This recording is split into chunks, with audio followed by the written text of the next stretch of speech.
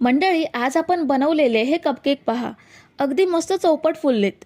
आजची ही केकची रेसिपी एकदम सोपी आणि झटपट होणारी आहे. ह्या केकसाठी आपण अगदी परफेक्ट मेजरमेंट वापरले आणि याचं मिश्रण आपण जरासुद्धा हाताने फेटून घेतलेलं नाही. चहाचे साधे कप वापरून आपण हे चौपट फुलणारे मऊ लुसलुशीत केक कढईमध्येच बनवून घेतलेत. मंडळी, रेसिपी सुरू करण्याआधी चॅनलवरती नवीन असाल तर चॅनलला लगेच सबस्क्राईब करून घ्या. तर कॉफी केक बनवण्यासाठी सर्वात आधी मिक्सरच्या जारमध्ये अर्धा कप साखर घेऊयात. 2 टेबलस्पून आपल्याला कॉफी पावडर घ्यायची आहे. कुठच्याही कंपनीची इन्स्टंट कॉफी पावडर घेऊ शकता. मी इथे नेसकॅफेची कॉफी पावडर घेतली आहे. 1 टेबलस्पून व्हॅनिला एसेन्स घेऊयात. अर्धा कप दूध घ्यायचं आहे. गरम करून थंड केलेलं गाईचं किंवा म्हशीचं जे अवेलेबल असेल ते दूध घेऊ शकता. आता 1/4 कप म्हणजे पाव कप आपल्याला इथे तेल घ्यायचं आहे. आपण रोज जेवणासाठी वापरतो तेच तेल घ्यायचं आहे. कुठचंही वासाचं म्हणजे मोहरीचं तेल वगैरे घ्यायचं नाहीये. आता हे मिक्सरला अर्धा मिनिट फिरवून घेऊयात. तर हे बघा, आपण हे मिक्सरला ग्राइंड करून घेतलंय. ह्याप्रमाणे बॅटर तयार झालंय. आता पुन्हा आपण जारमध्ये 1 कप मैदा घेऊयात आणि 4 टेबलस्पून आपल्याला दूध पावडर घ्यायची आहे. 2 चमचे कॉफी पावडर घेतली आहे, त्यासाठी आपल्याला 4 चमचे दूध पावडर घ्यायची आहे. दूध पावडर सुद्धा कोणत्याही कंपनीची घेऊ शकता. आता ह्यामध्ये अजून अर्धा कप दूध घेऊयात. म्हणजे संपूर्ण रेसिपीमध्ये आपण पूर्ण 1 कप दूध वापरलंय.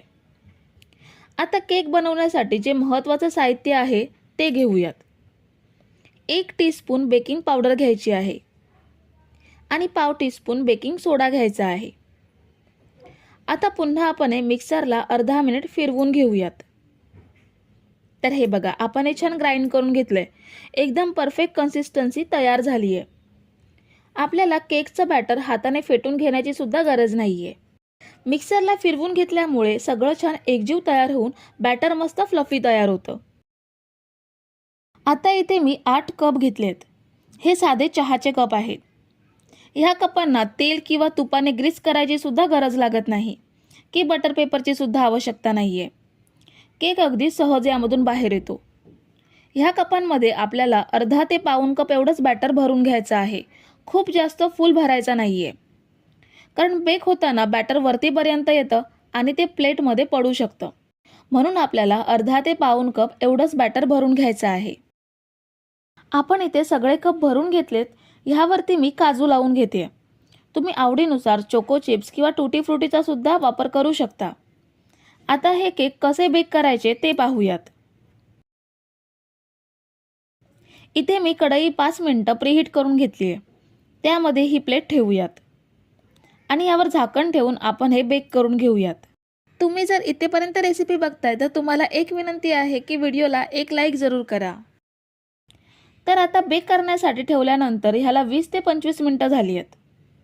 हे बघा, आपले कप केक किती सुंदर टम्म फुललेत. पण हे पूर्ण बेक झालेत का ते पाहूयात.